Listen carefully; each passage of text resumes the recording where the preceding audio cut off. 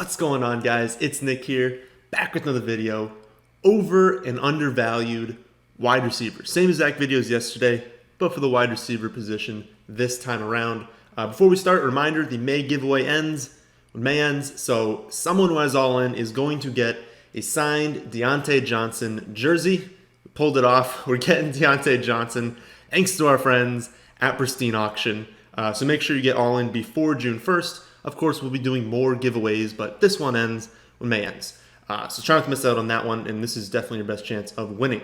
So stat of the day, starting things off, yesterday's stat was which wide receiver led the league in yak per reception. The answer was, of course, our boy A.J. Brown. Kid's a monster, gonna be great this season.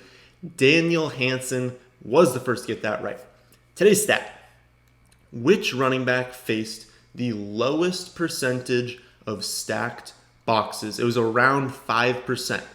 So we of course know this stat. When you see fewer stacked boxes, you're expecting them to have a high yards per carry because it's, correlated well with that. Players who face a bunch of stacked boxes tend to see their yards per carry a little bit lower. So even if you're not an elite running back, you can have a high yards per carry with fewer stacked boxes.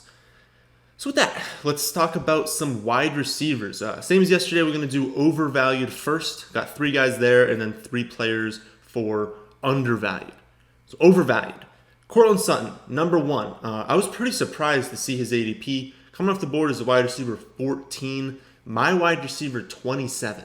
That's a really big difference. Like 13 is a big difference anywhere in the draft, but in the early rounds, that's huge. And I believe it's the biggest gap in today's video. And it's on par with Devin Singletary yesterday. Both of those overvalued, because I thought Singletary was overvalued as well. And I just don't understand the ADP. Like, of course, he had a great second year, right? I'm not trying to take anything away from him. He was awesome last year. But he did still finish as the wide receiver 19, even playing all 16 weeks. And now they have Noah Fant in his second season. They draft Jerry Jeudy, 15th overall. They draft KJ Hamler in the second round. They bring in Melvin Gordon in free agency. So how on earth are people expecting the volume to even remain the same? Never mind go up, because remember, he finishes wide receiver 19 through all 16 weeks. Now we're supposed to take him as wide receiver 14 after they add a boatload of competition? That doesn't make any sense to me. And I'm not saying he's bad. I'm not saying he can't pay off the ADP. I just think that's a stretch to consider him close to a wide receiver 1 with all this added competition. I mean, what do we think Drew Lock's going to do? Throw for like 6,000 yards and 50 touchdowns? Still Drew Lock. There's still a lot of unknowns there. So I can't even fathom taking him as current ADP. Another guy going too high is Julian Edelman, wide receiver 34 off the board. My wide receiver 40, so not too bad. And this one does pain me because obviously I love the kid, but we need to recognize his combination of risk and upside, right? He's 34, and there's a pretty big difference between Tom Brady and Jarrett Stidham, right? Even if you think Brady has fallen off, you need to recognize the connection that he had with Julian Edelman. These two trained together for the entire offseason for years, and their entire passing offense was built off of timing routes between these two players. It's a near certainty that the offense changes. 100%. I'm not even going to say near certainty. It's a 100% chance the offense is going to change this season, and it's very likely to go more run heavy and less through Edelman. And Stidham just isn't going to have that same sort of connection that Brady did. And that's before, again, considering his age. He's 34. And unless you're Larry Fitzgerald, you're going to see a big drop-off in production when you remove what's been helping you get that production. Because it's not like he's the most athletic guy in the world. So he's been getting there off these timing routes with Brady. Take those away, add him up to age 34. It's not like he's been able to stay healthy leading up to this season. I don't see the upside, and I see all of the risk. I mean, there's so much risk with this pick, and usually you're okay with assuming that risk if you're getting huge upside, but you're not. And so that's not the type of player I want to target in the middle rounds. Third player is John Brown, wide receiver 37 off the board, my wide receiver 44. Not a huge difference again, but I've been doing these mock drafts for months now, and I don't think once I've even considered taking John Brown, at least after, of course, the trade with Diggs. Maybe before that I considered it, but after the trade, I mean, his ADP is way too high. I just think it's way on the upper end of optimism. Like, he was the wide receiver 20 on 115 targets last season, but it's pretty safe to assume that Diggs is the clear alpha on the team now, and if we give Diggs those 115 targets and probably add in a few more, there's just no room on this offense for Brown to be fantasy relevant as well. And what could end up happening is maybe he comes close to paying off his ADP on like 2 or 3 big weeks. Like, maybe there's a few weeks out of the season where he just hits on a few deep balls. But you're never going to be able to predict those, right? Because hitting on deep balls is like the most unpredictable thing. I know touchdowns are unpredictable. The next most unpredictable thing is when John Brown's going to connect with Josh Allen deep, right? We can't predict when that's going to happen. So it's extremely likely that those weeks he's on your bench anyways. So that's just going to be frustrating. Like, he can pay off his ADP, but when are you going to be sitting there like, yep, I feel good about John Brown this week, right? It's never going to happen if your team is good. And if you followed this channel for the past like 3 or 4 years, you know that I really like Brown as a player. But his price tag this season is paying for what he did last year. And I hate doing that. And it's just, he's not the type of player that I'm going to feel good about starting. And that's unless Diggs gets hurt, right? So if Diggs goes down, maybe I'm cool starting Brown, but I'm not starting a player that needs someone to get injured to pay off in like the 7th round. That's where he's going. It's like late 7th to early 8th round. That's not where you get handcuffs. I mean, essentially a wide receiver handcuff. You don't do that. It's a losing strategy. So definitely don't want him. That's it for overvalued. We're going to go to undervalued now. And one player that I don't think I've talked about all season really is Juju. Coming off the board as a wide receiver 19. He's my wide receiver 12. I feel like I haven't talked about him because usually it would come up in these mock drafts, and we've been taking running backs early in like all of these mock drafts.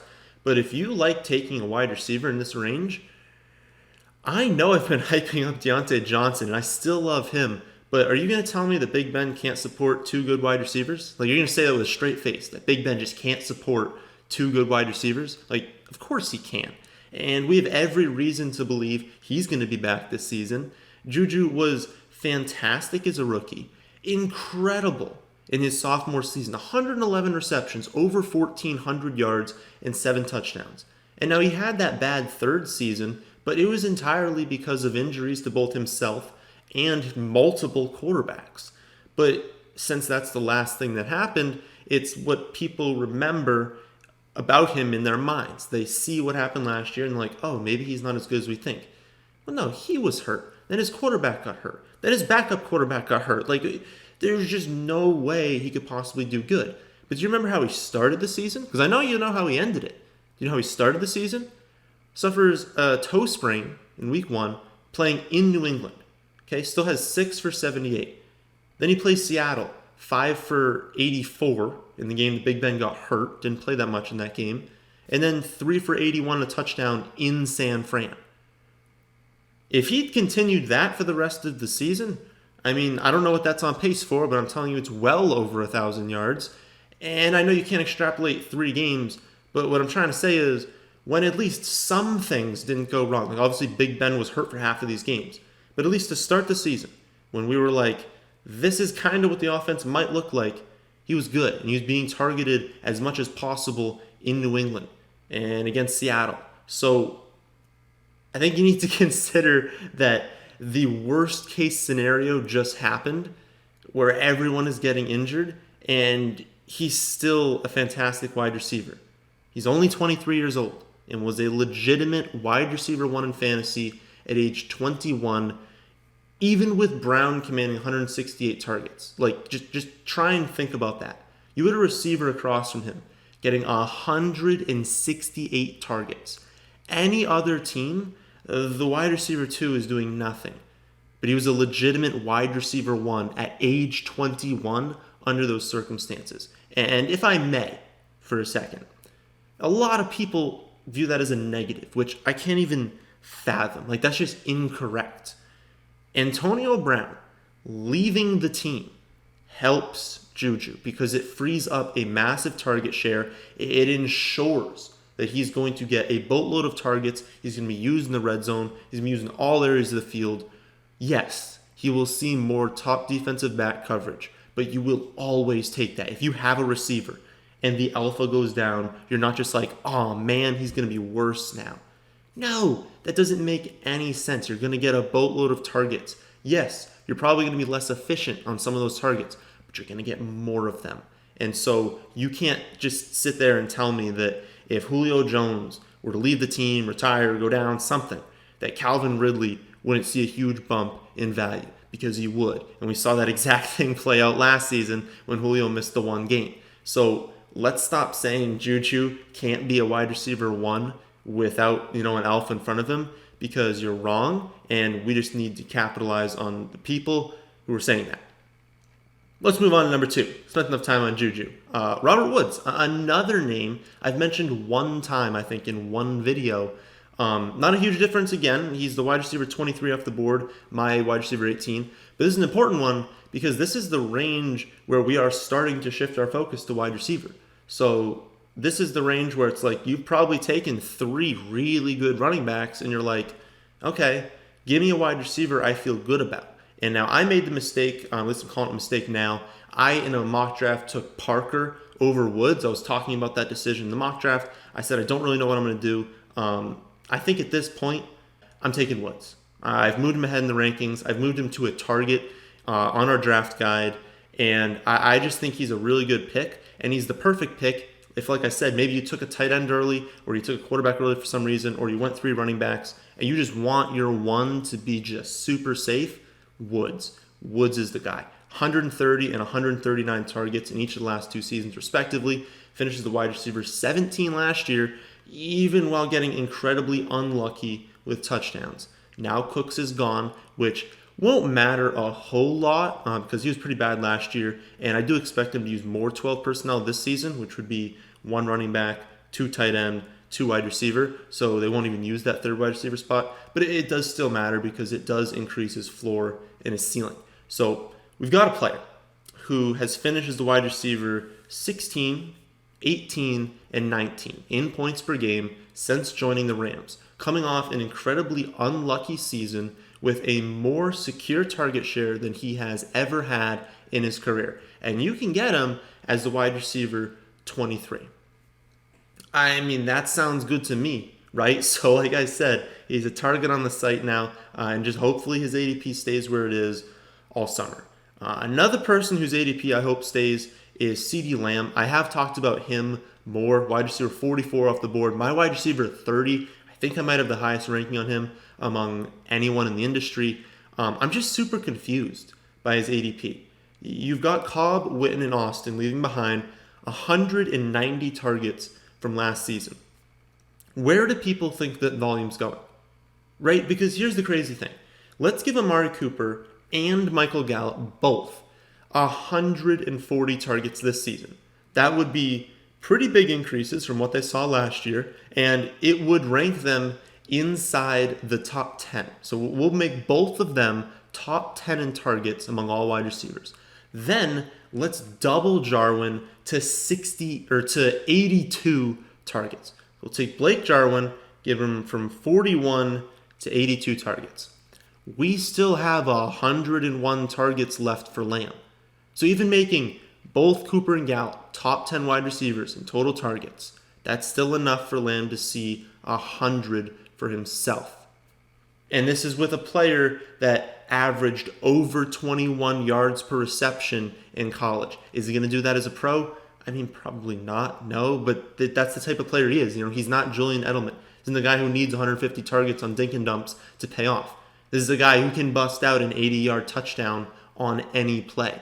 And if you give him anything anywhere close to 100 targets, he's going to smash his ADP. And that is without even considering the upside. You know how I talked about Kareem Hunt yesterday? And I said at worst, he's a value. At best, he wins you the league. This is the same thing with Lamb. At worst, he's going to beat that ADP because the targets are there. and the offense is incredible. And this kid fell to the 17th overall pick in the draft. Could have easily been a top 12 pick and an extremely deep wide receiver class because he's special. He's a fantastic wide receiver, and he's on one of the best offenses in football, definitely a top 3 offense, so the touchdown should be there as well. And at no point will he ever be the top threat for a defense to worry about. They're worrying about Zeke. They're worrying about Amari Cooper, Michael Gallup. They're not focused solely on Ceedee Lamb. So at worst, he's a value. At best, if someone goes down or he gets lucky with touchdowns, he smashes his ADP. Those are the players you're looking for in the middle and late rounds. So those are the players that are most over and undervalued at the wide receiver position as of late May. Of course, ADP is going to change, which would change the takes in these videos. And when they do, I'll just adjust the rankings. I'll adjust, well, not the rankings, I guess, but I'll adjust the rankings throughout the summer. But I'll adjust the targets and the avoids on the rankings at our website, thefantasyfootballadvice.com. That's the end of this one. Hope you all did enjoy. If you did, how about hitting the like button, and how about subscribing to the channel if you're new? Thanks for watching.